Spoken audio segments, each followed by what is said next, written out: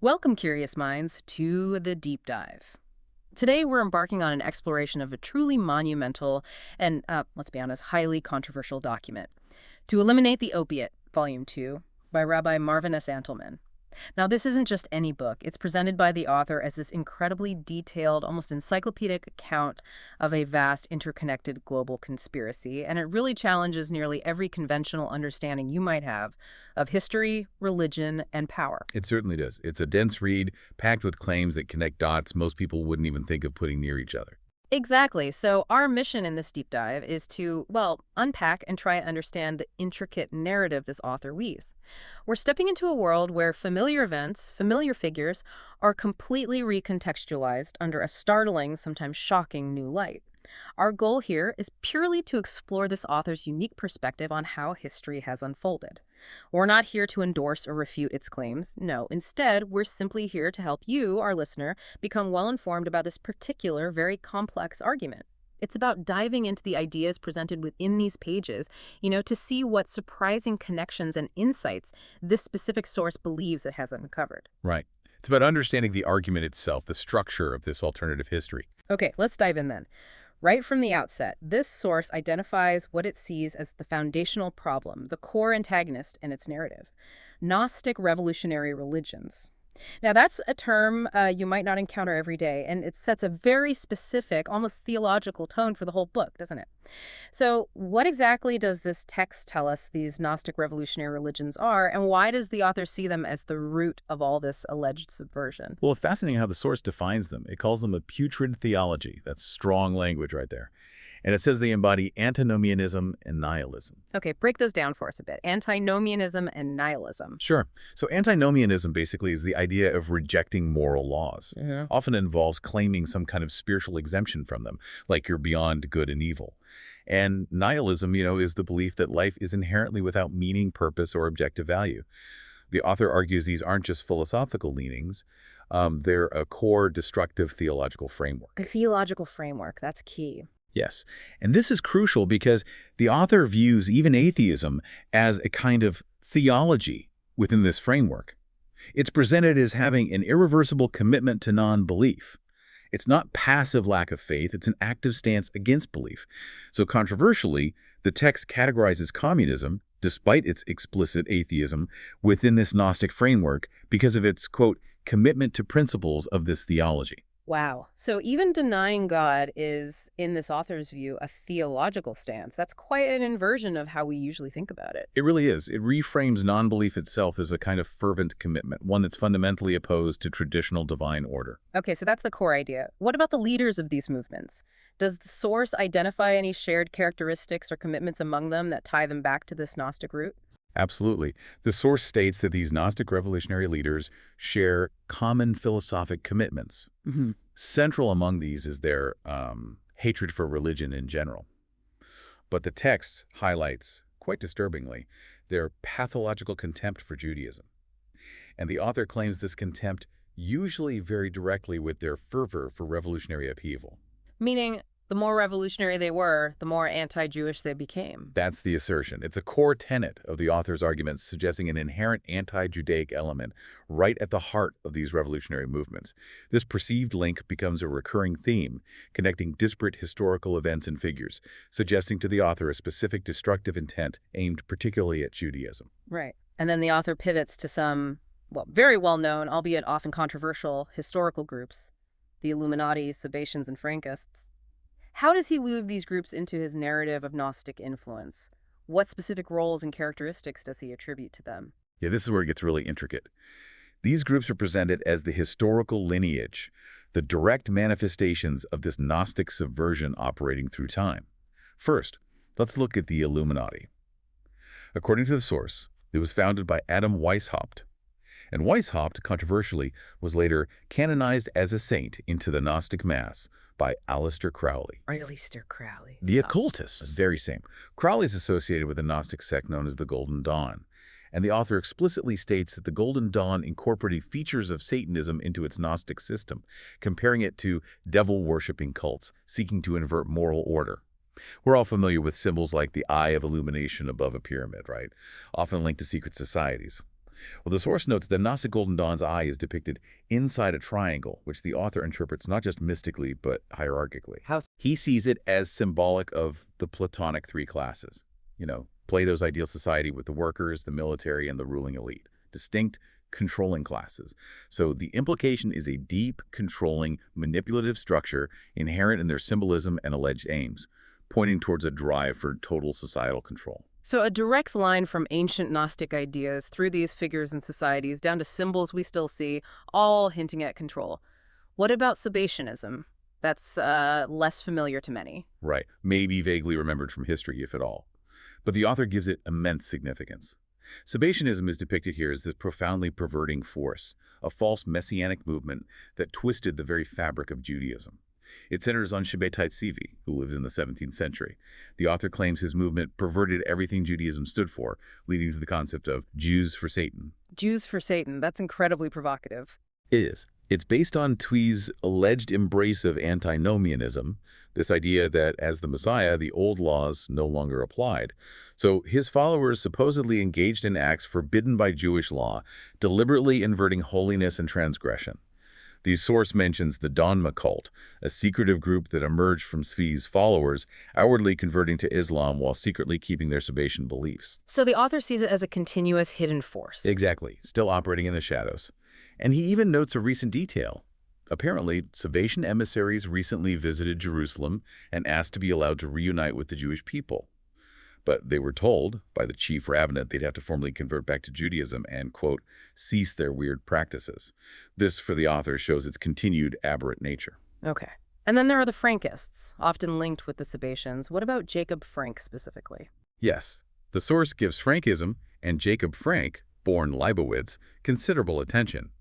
He's described as embracing Christian Gnosticism and, controversially, identifying his name with the Theosophy of the Spear and the Grail Mysteries, very esoteric stuff, hinting at deep mystical involvement. The author claims Frank later became obsessed by Hitler, seeing him as a successor. A successor to Frank. That's the claim. And Frank's alleged plan, according to this source, was strategic conversion. Convert to other religions not out of belief, but to destroy them from within. The goal was a millennium where all religions with Gnostic Sabbatianism would be replaced. A total takeover. The source gives a specific example. Frank's alleged contacts in the 1750s and 60s with the Greek Orthodox Bishop of Warsaw, Koniski, and negotiations with the Moscow Synod. Frank apparently promised 20,000 converts to Greek Orthodoxy as a way in. Just to infiltrate and destroy. That's the author's interpretation. But this specific plan was apparently thwarted by Baruch Yavan, brother-in-law of Rabbi Jacob Emden, showing there was opposition from traditional figures. A staggering claim, religious conversion as a weapon. And this brings us to the darker side, the antinomian behavior. What specific practices does the source attribute to them? This is where the putrid theology gets very concrete. The source attributes practices like incest, adultery, and homosexuality to these groups, not just as personal failings, but as deliberate acts of rebellion against divine law. And it makes a provocative argument. Both the ascetic and the promiscuous sexual indulger were practicing antinomian behavior. How can both extremes be the same thing? Because, according to the source, their common ground is the determination not to play the Creator's game. Asceticism rejects God's world. Promiscuity rejects God's laws. Both are seen as stepping outside the normal order. The author cites the Frankists allegedly exchanging wives as a prime example, something exposed by traditional rabbis. For the author, this behavior is their Gnostic belief in action, liberation through transgression. So, tying this all together, what's the ultimate aim? The source paints a picture of a conspiracy with a very clear destructive agenda. What's the grand design? The overarching goal, as described in the source, is, well, it's apocalyptic, destroying all religions and fusing all nations into one.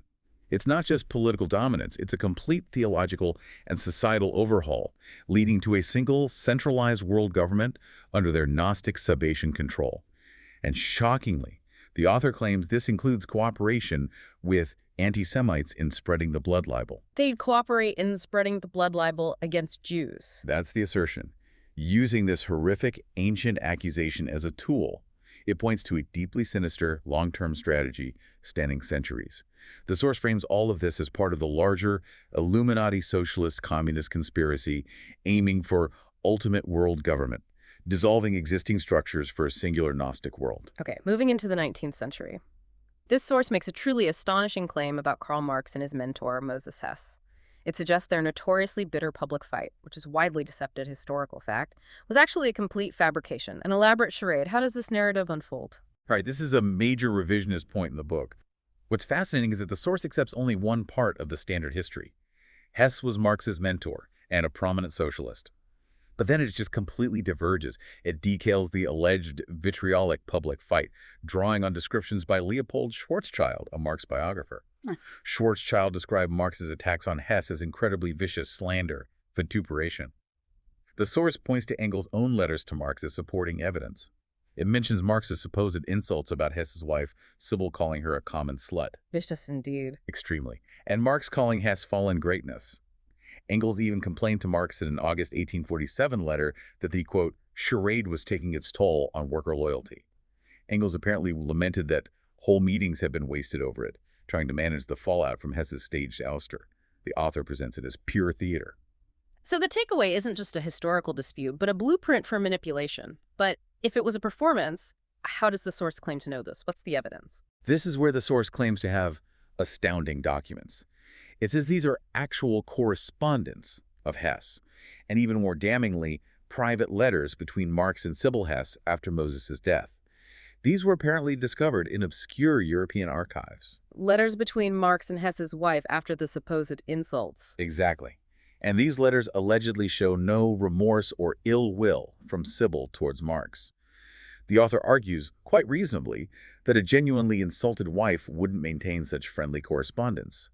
Furthermore, the source asserts Marx and Engels were willing to spare no effort to aid the book's distribution of Hess's scientific treatise, Die Dynamische Stofflehre, promoting Hess's work despite the public feud. That's presented as undeniable proof of continued cooperation behind the scenes, a carefully constructed facade. But why? Why go through such an elaborate performance? What was the strategic reason for this staged rift, according to the author? And what was Hess's next role? The core reason given is that Hess had served his purpose in getting the Communist Party off the ground. He was maybe too much of a true socialist, not revolutionary enough, and his visibility became a liability as things got more radical. So his talents were strategically redirected to two very important projects requiring a quieter touch, effectuating a Russian revolution and setting the stage for ultimate world government. Moved like a chess piece. Precisely, suggesting a highly organized long-term plan where individuals are deployed and their public personas manipulated to fit the conspiracy's needs. Yeah. Deeply pre-planned. And what about Hess's later supposed return to Judaism? His Zionism, his criticism of the reform movement, is that also part of the deception? According to the source, absolutely. Hess's alleged return, his Zionism, his criticism of reform, all just good public relations, like catching more flies with honey. It claims this was designed for public consumption in the interest of Bundist political expedience, linking it to Jewish socialist tactics. The author maintains Hess never changed his basic anti-religious philosophy towards Judaism. In fact, it argues these later pronouncements were specifically designed to promote a renaissance of Sabbatianism, disguised as conservative Judaism via figures like Zechariah Frankel and Solomon Schechter. So even his seeming return to tradition was a Trojan horse. That's the argument. A very deep, subtle infiltration, cloaking true intentions in seemingly religious or nationalist garb to further the Gnostic agenda from within. This is quite the web. And speaking of global events, the source connects the dots from early Russian revolutionary stirrings right to the Bolshevik takeover. And the striking part is its insistence on a hidden hand from Wall Street.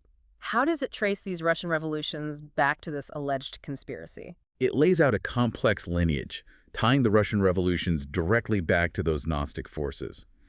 It traces the beginnings to the Illuminati of De Pasquale and St. Martin, and the Asiatic Brethren, who allegedly catalyzed a plethora of radical secret societies, especially in southern Russia. There was even a Moscow chapter under Professor Schwartz, apparently a direct student of Weishaupt. These groups supposedly interfaced with Weishaupt personally. They surfaced notably in 1825 as the Decembrists, aristocratic revolutionaries influenced by Jacobinism, which the source claims also spawned from the Illuminati. A long fuse leading to the revolution. A very long fuse. The book even throws in a detail about Pushkin's father, described as a black Ethiopian Jew, being a servant to the Tsars, suggesting hidden connections within the court itself. Okay, so the Illuminati were supposedly active in Russia early on, but the Wall Street connection, that seems completely counterintuitive for a communist revolution. How does the author make that link? This is where it gets really explosive, fundamentally rewriting the history. The source cites Professor W. Cleon Skousen from his book, The Naked Capitalist. Skousen, who was with the FBI for 16 years, apparently learned from Dr. Bella Dodd, a former top U.S. Communist Party official, about a mysterious superleadership. Dr. Dodd found that whenever the U.S. Communist Party needed urgent instructions, they were told to contact one of 3 specific people at the Waldorf Towers in New York. And Dr. Dodd observed, quote, "Not one of these 3 contacts was a Russian, nor were any of them communists. In fact, all 3 were extremely wealthy American capitalists." This is presented as compelling evidence that Wall Street funded and controlled the Bolshevik Revolution. The argument is that the American financial elite saw an advantage in backing these movements for their own long-term globalist goals, fitting that ultimate world government agenda. American capitalists controlling the Bolsheviks. Yeah. That's a huge claim. How did this alleged Wall Street backing supposedly manifest in Lenin's rise and the Bolsheviks' actions after the revolution? Well, with this alleged Wall Street IMC coalition, IMC meaning Illuminati Monetary Coalition, backing him, Lenin's Bolshevik Party membership apparently skyrocketed in 1917. It went from about 24,000 in April to 240,000 by July. Just 3 months. That's explosive growth. Fueled by external funding and leadership, the source says, ensuring loyalty to Lenin. And crucially, when Lenin later nationalized the Russian banks, he made one very specific strategic exemption. He exempted only one bank, Citibank's predecessor, National City Bank, because of its role in the revolution. Exempted Citibank's predecessor, why? Because of its alleged role.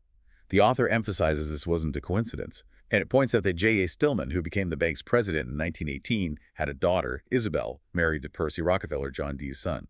This, the author suggests, forms a clear line of control and influence, showing how financial power supposedly facilitated the revolution and ensured key conduits remained open. And after the Bolsheviks took power, what happened regarding the Jewish population? The source mentions a disturbing entity called the Yevisektia. Yes. Shortly after coming to power, Lenin established the Yeveskaya, the Jewish affairs section of the Communist Party. According to the source, this section was manned by self-identity-hating Jews, whose explicit goal was to abolish the practices of Judaism. The text claims they used voodoo methods, not literal magic, but psychological terror to strike out Judaism. Psychological terror? Like what? Things like public shaming rituals, mock trials for rabbis, forced public recantations of faith, systematically desecrating religious items in public squares, all designed to break the spirit of Jewish communities. This created a reign of terror upon Jewish communities, synagogues, rabbinical seminaries. They confiscated libraries, burned holy books. Religious education was banned. Jewish institutions were turned into clubs, workshops, and warehouses. Rabbis were hit with heavy taxes to starve them out. But paradoxically, the source notes Lenin would not tolerate the mistreatment of secular Jews, even after a Jew tried to assassinate him. So it was specifically targeted at religious Judaism. That's the implication. Differentiating between the religious opiate and secular Jews who could be assimilated into the new communist order. It paints a grim picture of internal ideological warfare. Now, the book takes a turn that's particularly challenging and controversial for many within the Jewish community today. It presents a perspective on the origins of the reform and conservative movements, suggesting a secret, sinister lineage tied to those Gnostic Sabbatian forces. This is very sensitive ground. It absolutely is. This is one of those controversial claims challenging the standard view of these movements as just responses to modernity. The source argues they aren't a natural evolution, but a direct continuation of these subversive forces aiming to dilute traditional Judaism. It even quotes Professor Gershom Scholem, a very distinguished scholar of Jewish mysticism, stating that the satanic Sabbatian Frankists, quote, soon reappeared as leaders of Reform Judaism. The author uses this quote to frame his whole argument against these movements, portraying them as Trojan horses for the Gnostic agenda within Judaism itself. And it doesn't stop with a general claim. The source names specific founders, claiming direct Frankist lineage, suggesting deliberate infiltration. Can you elaborate? Yes, it makes very specific claims. Zechariah Frankl, widely seen as the founder of conservative Judaism, is claimed to be of Frankist lineage. The source says he was born into the Sabbatian Frankistville family of Prague and uses derogatory terms like bastards to the 10th generation to imply a tainted, heretical heritage. Similarly, Solomon Schechter, the chief architect of American conservative Judaism, is described as a Marxist Frankist boy wonder disciple of figures like Adolf Jelinek and Isaac Hirsch Weiss. Schechter is accused of undermining Jewish Torah authority through fraud, essentially arguing his scholarship subtly eroded traditional interpretations. How so? What kind of fraud? The author implies Schechter's historical critical approach, while presented as legitimate scholarship, was designed to relativize and weaken the divine authority of the Torah. The source further states Schechter's mentor, Claude Montefiore, was an ultra-reform rabbi who subscribed to Marxist Illuminist principles, and that Montefiore groomed Schechter for entry into the proper circles, academia, religious institutions to build his scholastic image. The implication is a deliberate, orchestrated rise to power to undermine traditional Judaism from within, using scholarship as a cover. Beyond alleged lineage, what specific practices or changes introduced by these movements does the source highlight as particularly controversial or indicative of this infiltration? Several things.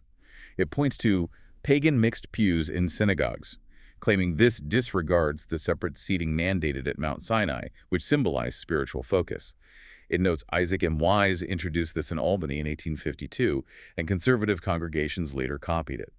Also, these movements are accused of removing mentions of the restoration of Israel from prayer books, seen as deliberately detaching Jews from the land and messianic hope. The source contends these movements, especially conservative Judaism, are more dangerous than the Reform because they put on the facade of being religious, cloaking their changes in authenticity, thus deceiving followers. And it gets even more pointed regarding modern social issues, right? The author doesn't hold back condemnation. Not at all. The source takes direct aim at the Central Conference of American Rabbis, CCAR, the Reform rabbinic body. It specifically calls out their 1990 resolution allowing gay and lesbian rabbis and their 1996 resolution sanctifying gay and lesbian marriages. The author argues that by doing this, they could no longer even qualify as righteous Gentiles, falling below even a basic universal moral standard.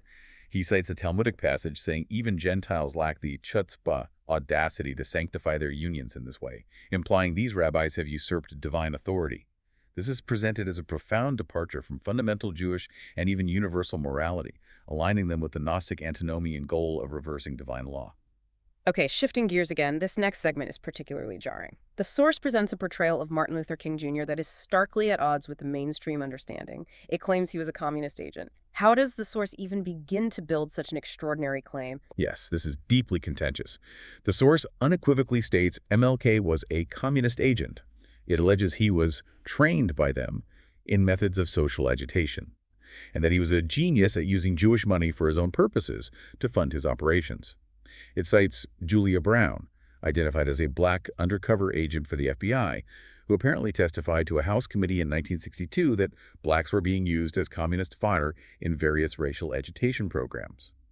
The source also points to a photograph published by an anti-communist group, TAST, supposedly showing King at a communist training school, the Highlander Folk School in Tennessee. It mentions King being a disciple of James Lawson, who studied nonviolence, but also had ties, according to the source, to communist circles, establishing a chain of influence. So alleged training and associations. What specific controversial actions are attributed to King in this narrative to back up this claim of a hidden agenda? The source lists several. It claims King wrote the prologue to Robert F. Williams' book Negroes with Guns, which allegedly advocated blacks killing Caucasians and taught terrorist tactics like making Molotov cocktails. This is presented as a direct contradiction to his public nonviolent stance. He's also said to have used top communist advisors Hunter Pitts-Odell and Stanley David Levison, both identified by the FBI as prominent communists within King's SCLC organization. It alleges King honored W.E.B. Du Bois, a staunch communist, at a communist-sponsored event in 1968. And perhaps most strikingly, it claims King attempted to have several clergymen in Selma, Alabama, participate in civil rights demonstrations in such a manner as to subject them to bodily injury. Citing one clergyman who supposedly realized King's team wanted dead bodies, our bodies, to generate sympathy and political leverage, painting a picture of ruthless calculation. And how does the source connect King's alleged activities to a direct negative impact on the Jewish community, arguing Jewish philanthropy was manipulated? It makes a direct and alarming connection. It claims that Boston black Nazis burnt down the Boston Israel consulate on Martin Luther King Day in 1973. This violent act on the day honoring King is presented as a consequence of the alleged radicalization fostered by these movements. It further implicates Elma Lewis, described as a major figure of the United Black Front, whom the author sued. Lewis apparently demanded a building, a synagogue, Mishkan Tefillah. The source alleges the combined Jewish philanthropies, CJP, paid off the mortgage and gave it to her, against their own wishes, suggesting coercion or complicity by Jewish organizations, effectively transferring Jewish assets to allegedly hostile groups. This was supposedly backed by NAACP's Kivi Kaplan and Eli Goldston, prominent Jewish figures, implying a network using Jewish money to undermine Jewish interests. Wow. Okay, broadening the scope again. The source identifies the Council on Foreign Relations, the CFR, as a key player in this alleged global conspiracy, particularly against Jewish people in Israel. What is the CFR's alleged true purpose, according to this deep dive? How does it fit the one world government scheme? According to the source, the CFR wasn't founded just for foreign policy discussion. Its purpose was allegedly promoting disarmament and submergence of U.S. sovereignty and national independence into an all-powerful, one-world government. This fits perfectly with the book's main theme. The CFR is seen as a core institution driving this globalist agenda, a powerful, unelected body shaping U.S. policy to serve globalism, not national interest, subtly guiding nations towards this unified world order controlled by the Gnostic forces. And how is the CFR alleged to be carrying out this agenda, particularly against Jewish people and Israel? The claims are quite severe: media manipulation, financing terror. Very strong claims. The source alleges the CFR is orchestrating nothing less than the complete destruction of the Jewish people through various means, depicting religious Jews negatively in the news media to shape public opinion. Also, promoting abortion, homosexuality, and moral violations of the Noahidic laws, universal moral laws in Jewish tradition, seen as a spiritual attack to weaken society, and enacting a salami policy of destroying Israel bit by bit through political pressure for land concessions. The book boldly claims the CFR, through its founding foundations, Carnegie, Ford, Rockefeller, and member corporations like Pillsbury, Koch, Chase Manhattan, AT&T, has financed both Hamas and PLO terror. Financed Hamas and the PLO? How? Partly using UN money obtained from U.S. taxpayers, the source alleges, a deliberate financial link between powerful U.S. institutions and designated terror groups. It even specifically notes AT&T allegedly stopped advertising in the Jewish press because of the paper's pro-Israel policies, showing how economic leverage is supposedly used to silence dissent. That's a direct accusation of funding terror and censorship. What about the infiltration of the U.S. government and media? The author sees that as central to CFR influence, right? Absolutely central. The source asserts that every single Arabist Secretary of State of the United States since the creation of Israel has been a member of the CFR.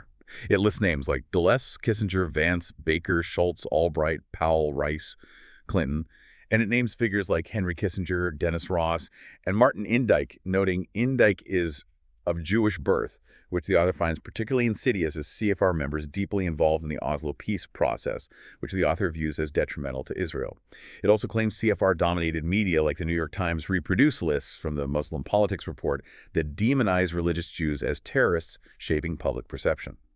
All this, the source says, contributes to respect abuse syndrome and verbicide twisting reality, so figures like Arafat are presented as Nobel Prize-winning freedom fighters to an uncritical, stupid, and naive public, inverting truth and morality through language. Okay, this next section makes a critical and often unsettling distinction within Zionism itself, separating it into a Jidli or divine form and a profane form.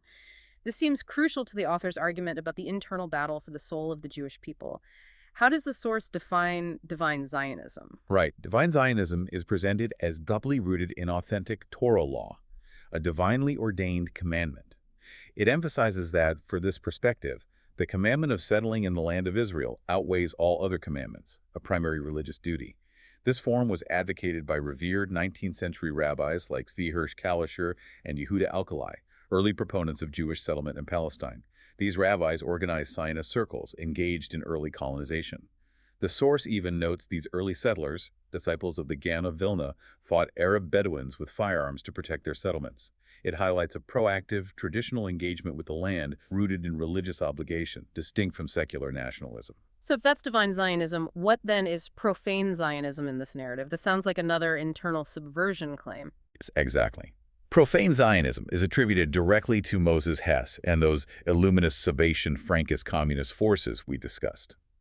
Their intention, according to the source, was precisely to prevent a religious state from ever developing in Israel. So it's a stark contrast. It suggests that even within the Zionist movement itself, there was this alleged internal subversion aiming to thwart its true spiritual purpose.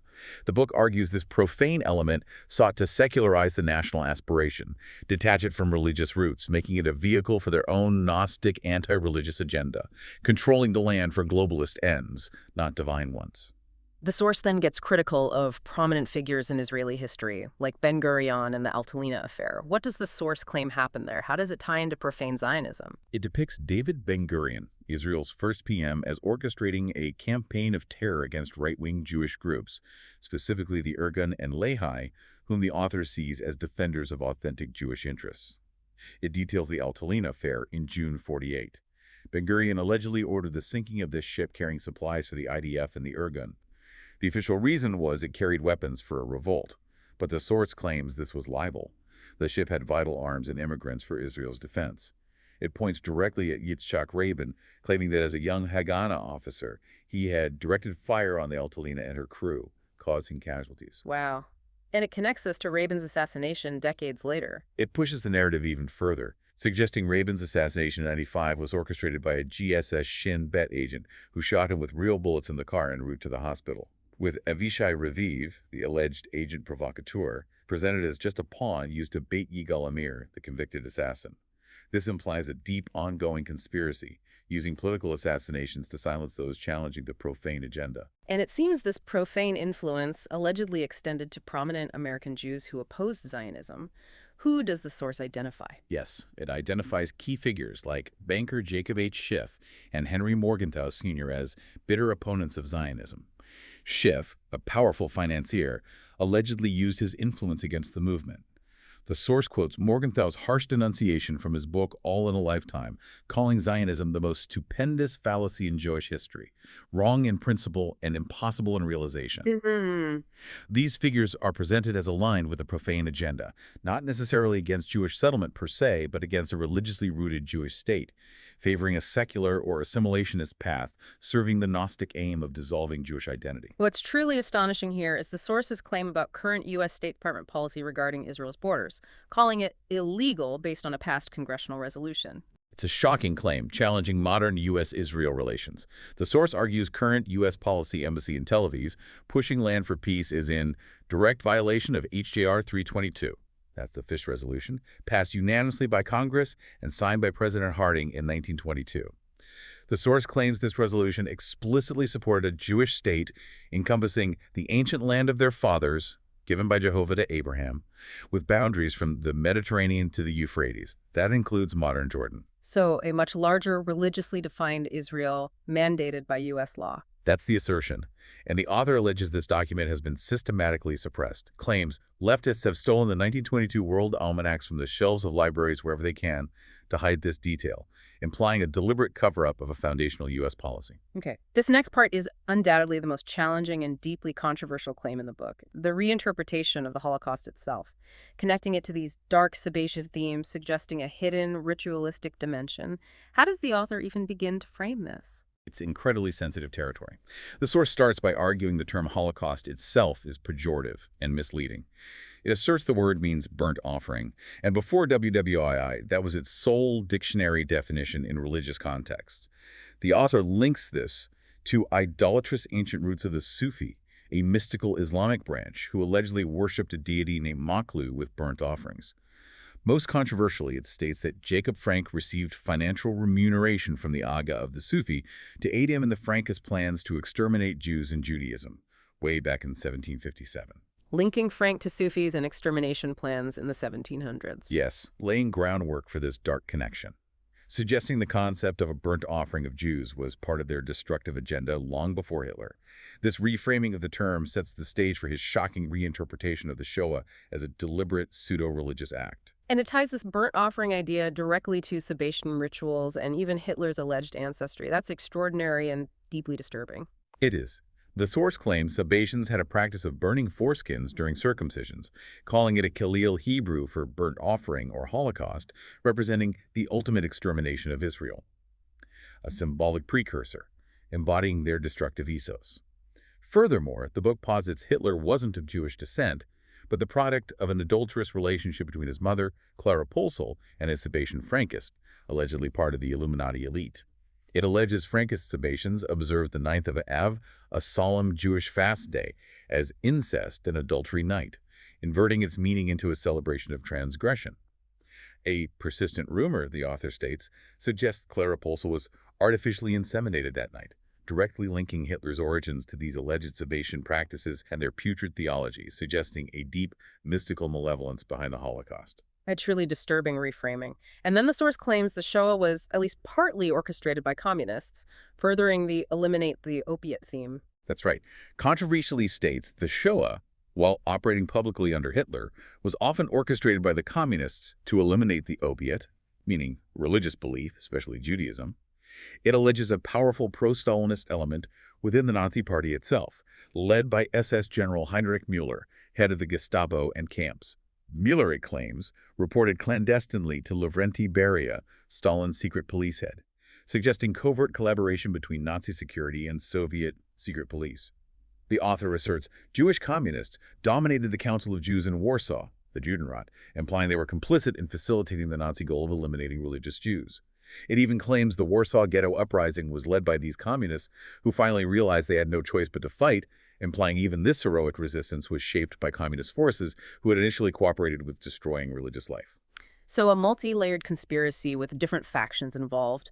But despite these claims of hidden orchestrations, the source also points to rabbinic warnings that went unheeded, almost prophetic. Yes, it highlights the great rabbis going back centuries, like Rabbi Jacob Emden in the 18th century, continuously warned that if Sabbatianism wasn't stopped, mass destruction would follow.